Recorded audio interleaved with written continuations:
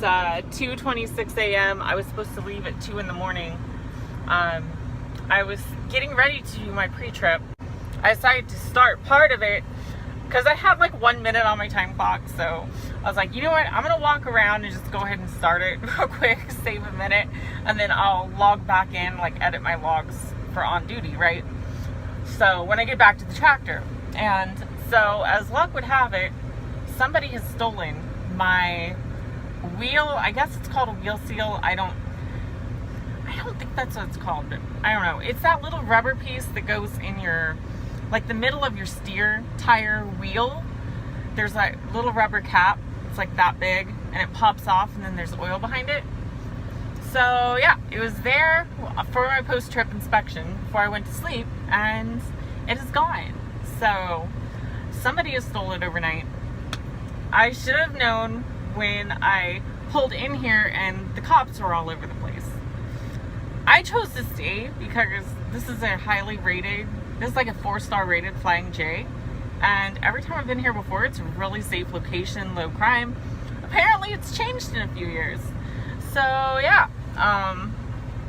so they've got a TA just down the road and apparently Roadside's gonna try to send somebody from the TA. It makes me so mad. I have tried everything for the last 2 days to get this load on track. And the other night I ran out of hours to get to Denver because of Denver traffic. So there's no truck stops like north, very far north of Colorado Springs to Denver. There's like a dead zone. No truck stops, no rest stops. There's like nothing. It's all city, you know, on the south side of Denver.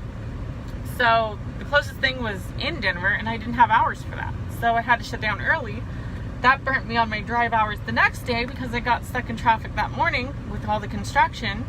Then I got a late load, so they took forever to load me. Then I hit more construction, got delayed again. Then I hit construction in Kansas, got delayed again.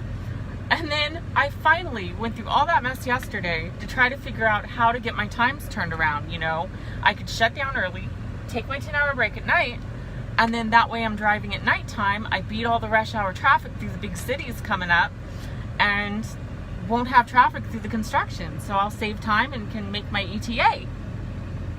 Nope, because now I'm getting delayed. By the time they fix this, it's gonna put me in rush hour traffic, so I'm gonna get delayed again. So this is gonna give me like 2 different loads this week that I'm late on. And it's not my fault. Like, I've tried everything I can. It just makes me mad because I don't want to be known as the person constantly calling with problems. And especially when I've been over backwards, you know, to try to keep going. Anyway, RTI has been great. They're trying to get everything straight, but no, it's just frustrating. So I told Roadside, I said, I'll need a couple of these things. He's like, I don't know if we can do that. I'm like, if do me a favor, just tell the guy that we need like 2 or 3 of these things, and you know, I'm sure he'll bill it to the account. If he doesn't, I'll personally pay for it. I don't care. Just, I need these things. I went in Flying J over here, walked inside the Flying J. Of course, I thought their shop over here to the left was 24/7. Apparently it's not. So they didn't carry the truck parts. They only had like a few parts inside, and the one girl that's working overnights had no clue on anything about trucks. She's like, I'll try to help you, but she's like, I don't know anything about trucks. Like, really? So I don't know. Anyway, like I said, I'm gonna try to get a few of these things. These are like, situations like this is what I'm trying to prep for. You know, I'm trying to get extra. When I talk about getting truck parts and my own tools and things like that, yeah, I understand that I'm a truck driver. You know, I'm not here to be a mechanic, and I don't want to be. Otherwise, I'd be in a shop somewhere. You know, that's why if my truck was breaking down constantly, I'd probably just lease another one. Like, I don't care. I'd rather have a lease payment in a truck that runs. But no, I'm trying to stack up like basic tools, basic parts, things that could take care of a situation like this. Had I had extra ones of those, you know, hell, I may get on Amazon and order a freaking box of them. You know? Then when somebody else has them stolen, it'd be a nice side hustle. Hey, $10, I'll sell it to you. No. You know, if I had one, I could have popped it on and been on the road already. But either way, it's not my fault. It's just frustrating. Run out of time, this is now my cleansing. No alibi. Hello. Yep, I think I see you.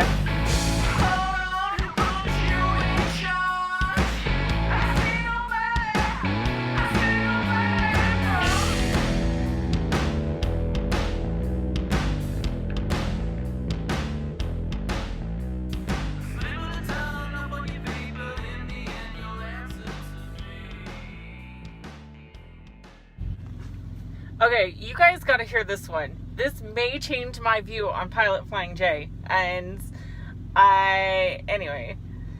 So, this guy advises me. He's like, I had to get special permission to come over here. They almost didn't let me in. I'm like, why? Why wouldn't they let you in the Pilot Flying J? And he's like, third-party vendors. I guess this Flying J especially, and several others I guess they've had problems with, now doesn't want TA or any repair trucks coming on property because they want to do it in-house. The only problem, they don't have a freaking shop that can handle you 24/7, for one. Number two, the Flying J does not carry the parts at all. Like, they carry very few parts.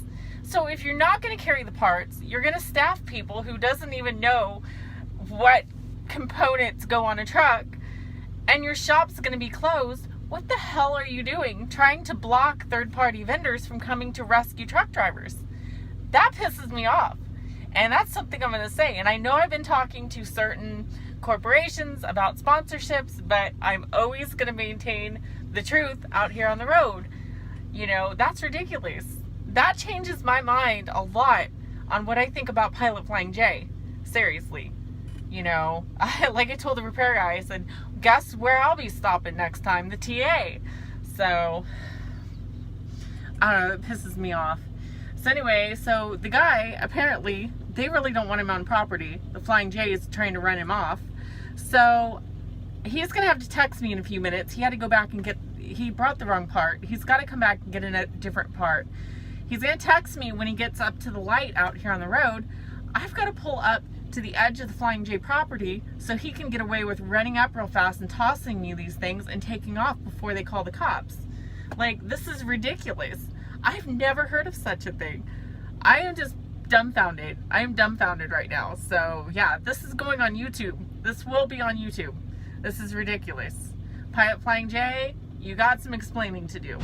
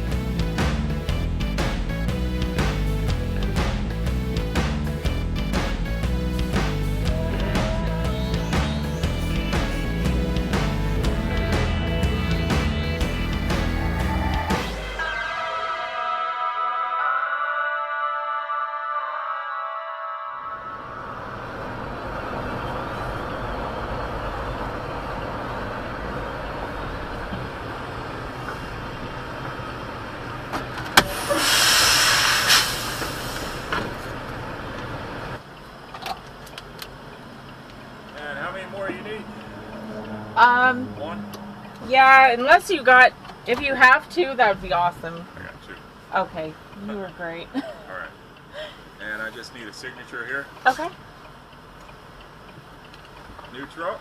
It is. I just got it this last week. Where'd my pen go?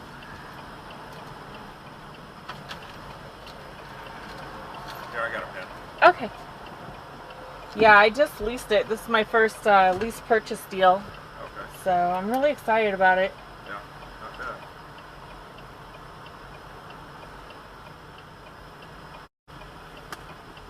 Awesome. All right. Is Thank that it? you. That's it. All right. Have a great morning. You too.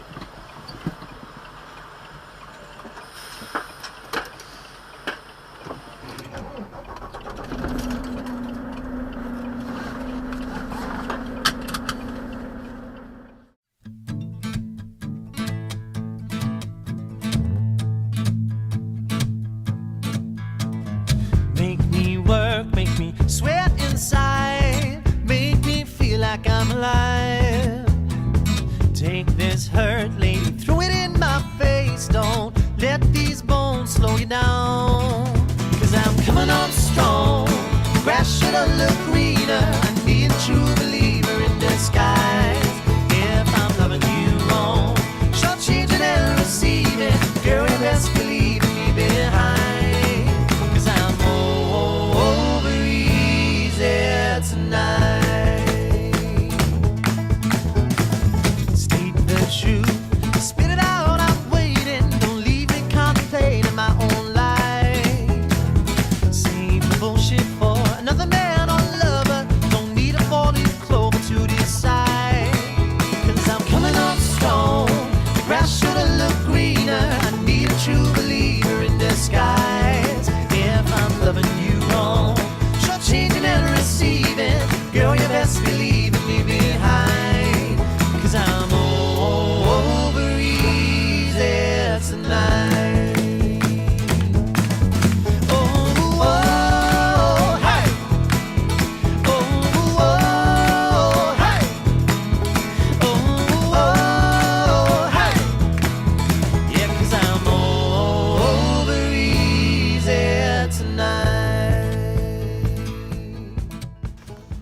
Hey guys, so change of plans once again. This has just been a crazy few trips, honestly. But first of all,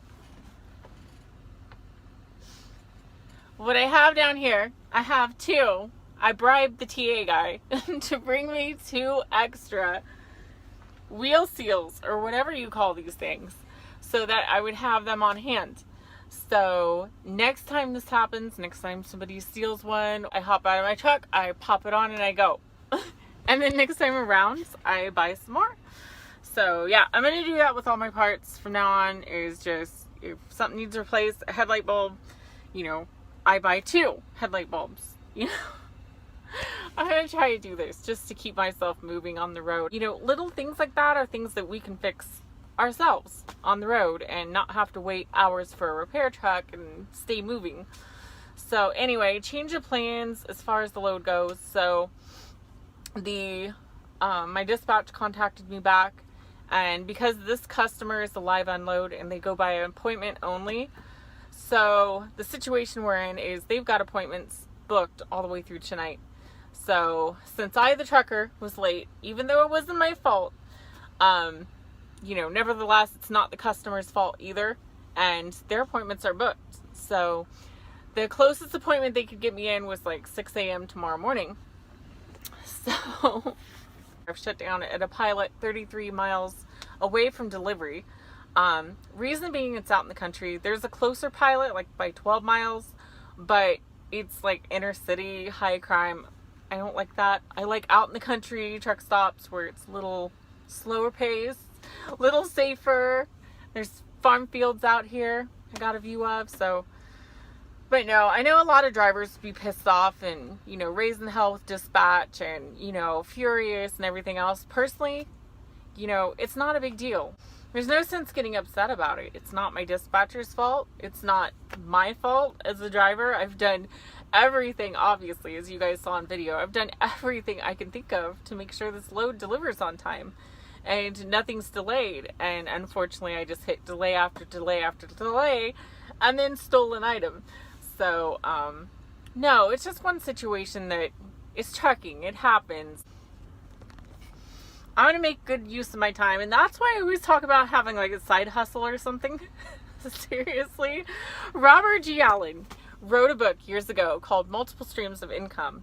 And it talks about the importance of not putting all your eggs in one basket, but actually having a few different income sources. I've known truck drivers. I met one in orientation that actually makes like more than $50,000 a year.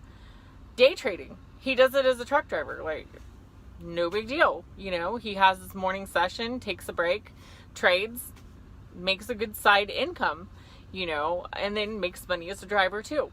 So there's a lot of ways, you know, over the road to have some side income coming in. You just got to balance it because you don't want too many irons in the fire. You have to stay focused. But, you know, with me, it's YouTube.